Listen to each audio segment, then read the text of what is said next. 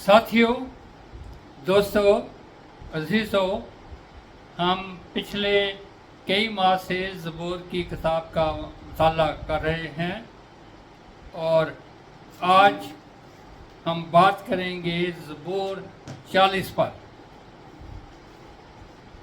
आपको पता है कि दाऊद बादशाह के बारे में खुदा ने अपने कलाम में फरमाया है कि ऐसा आदमी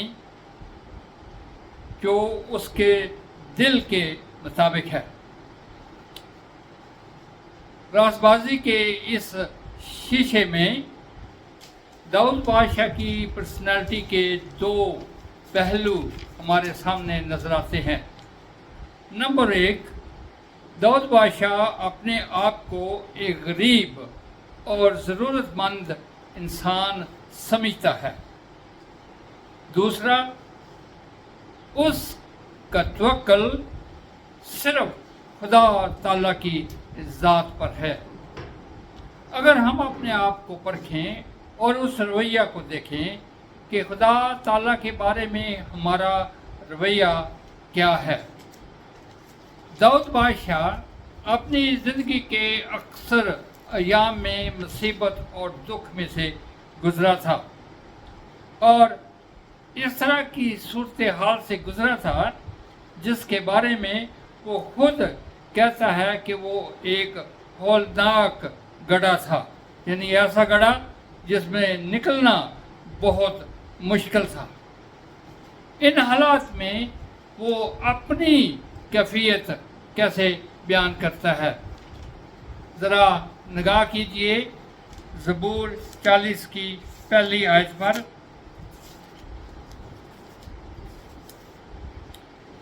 नंबर 1 पहली आयत में दर्ज है, मैंने सब्र से खुदावन पर आस रखी। अपनी दुख की घड़ी में और अपने मुसीबत के दिनों में वो मुख्तलिफ किस्म की तदाबीर का बयान नहीं करता, बल्कि वो ये कहता है कि मेरी जो आस है वो खुदावंद यीशु मसीह,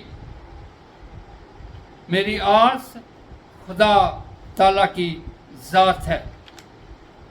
अगरचे वो अपनी दुख की घड़ियों में चिल्लाता और फरियाद करता रहा, लेकिन फिर भी उसे यकीन था कि खुदा उसकी पनाहगाह है।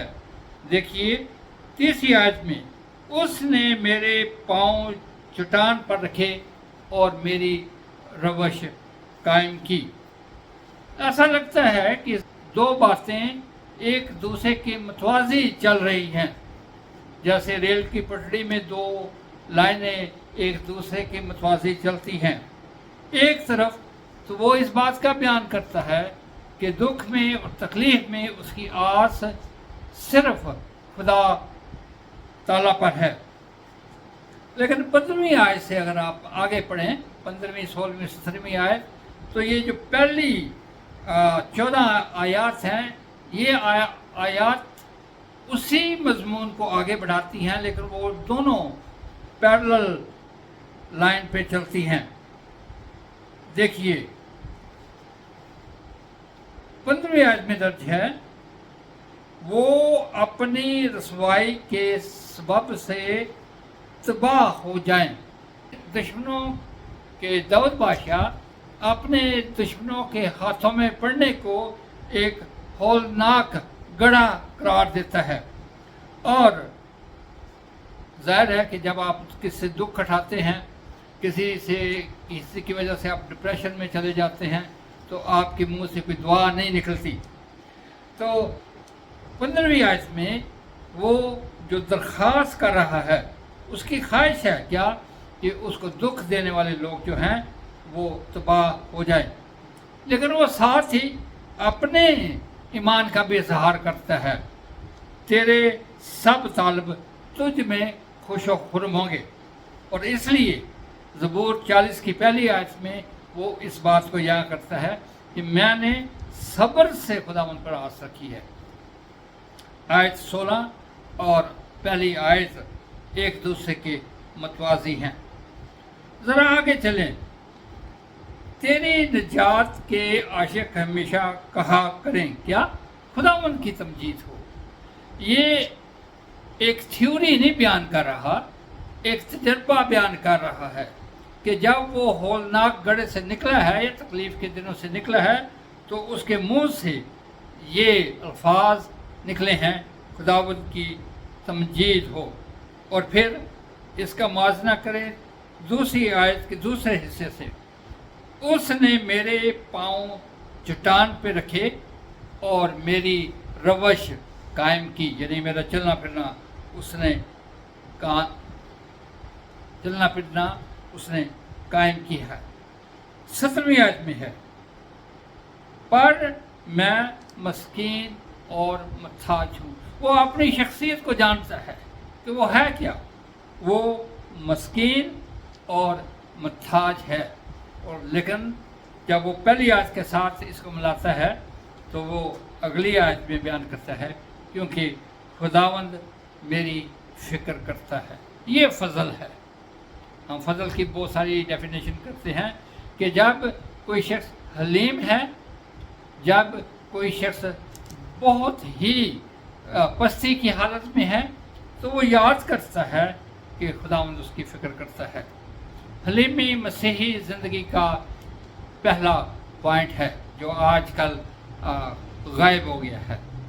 یاد کیجئے خداوند یسوع مسیح نے آسمان کی بادشاہی کا جو چارٹر دیا تھا ان میں سب سے پہلی مبارکباد دی، اور پہلا پوائنٹ ہے مبارک ہیں وہ جو دل کے غریب ہیں کیونکہ وہ تسلی پائیں گے. دل کے غریب لوگ، حلیم لوگ، پستہ حال لوگ تسلی پائیں گے. وجہ کیونکہ ان کا چھڑانے والا خدا ہے. اور پھر اس کو آپ کہہ سکتے ہیں کہ یہ اس کا ایمان ہے. اور پھر آخری آیت میں ہے وہ دعا کرتا ہے. اب پہلے جو اس نے دعا کی تھی وہ بد دعا کی صورت تھی. اب وہ اپنے دل سے جنرلی دعا کرتا ہے آئے خدا دیر نہ کر. اس آیت کو پھر پہلی آیت کی روشنی میں دیکھیں کہ میں صبر سے خداوند پر آس رکھے ہوئے ہوں. وہ ساتھ ہی دعا کرتا ہے کہ خداوند میری آس تجھ پہ ہے، مجھے چھڑانے میں دیر نہ کر. ساتھیوں، دوستو، عزیزوں، میں نے شروع میں عرض کیا تھا کہ داؤد بادشاہ خدا کے دل کے مطابق تھا.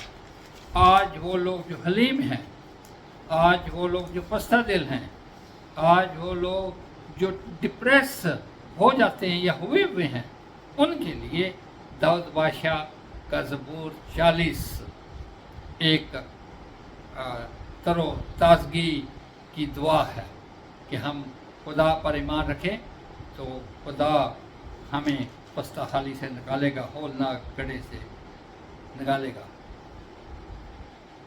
ساتھیوں، دوستوں، عزیزوں، ہم ایک روحانی جنگ میں جتے ہوئے ہیں. ہم جنگجو کی حالت میں ہر وقت قائم رہتے ہیں، لیکن وہ جنگ تو ختم ہو گئی ہے. شیطان شکست کھا گیا ہے، لیکن وہ ابھی بھی خدا کی فوجوں کے سامنے منہ کھڑا ہے. اس کو ایسا سمجھیے جیسے آج کل امریکہ اور ایران کی جنگ تو ختم ہو گئی ہے، لیکن دونوں فوجیں ایک دوسرے کے سامنے فیس ٹو فیس کھڑی ہیں. پاکستان میں دیکھیے، کشمیر اور انڈیا میں کوئی جنگ نہیں ہے، لیکن دونوں ملکوں کی فوجیں ایک دوسرے کے سامنے آمنے سامنے کھڑی ہیں. آج کی دنیا میں کوئی شخص جنگ میں نہ جیتتا ہے نہ ہارتا ہے، دونوں فریقین نقصان اٹھاتے ہیں.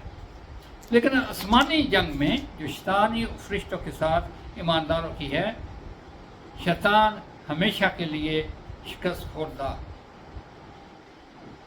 ہمیشہ کے لیے شکست زدہ حالت میں ہے. لیکن جیسے کشمیر اور پاکستان میں بارڈر پہ دونوں ملکوں کی فوجیں حالت جنگ میں نہیں ہیں، لیکن ان کی جھڑپیں ایک دوسرے کے ساتھ کبھی نہ کبھی کسی نہ کسی وقت ہوتی رہتی ہیں. یہی حال ایماندار کی زندگی میں ہے۔ شیطان شکست خوردہ ہونے کے باوجود اس کے فرشتوں کی، خدا کے لوگوں کی، اس کی فوجوں کی، خدا کے لوگوں کی فوجوں کی جھڑپیں ہوتی رہتی ہیں، اور یہ جھڑپیں جاری رہیں گی اس دن تک جب تک خداوند یسوع مسیح دوبارہ نہ آئے اور مکمل فتح کا اعلان نہ کرے۔ اپنے آپ کو تیار رکھے، شیطان کے ساتھ روز کوئی نہ کوئی جھڑپ ہوگی، لیکن ضروری ہے کہ ہم اس پر فتح پائیں، اور یہ صرف یسوع کی حضوری میں رہنے اور اس کے پیچھے چلنے سے ہو سکتا ہے۔ خداوند آپ کو برکت دے۔ یہ میرا نیا یوٹیوب چینل ہے، اس کو سبسکرائب بھی کریں، شیئر بھی کریں اور دوسروں کو فارورڈ بھی کریں۔ بہت شکریہ۔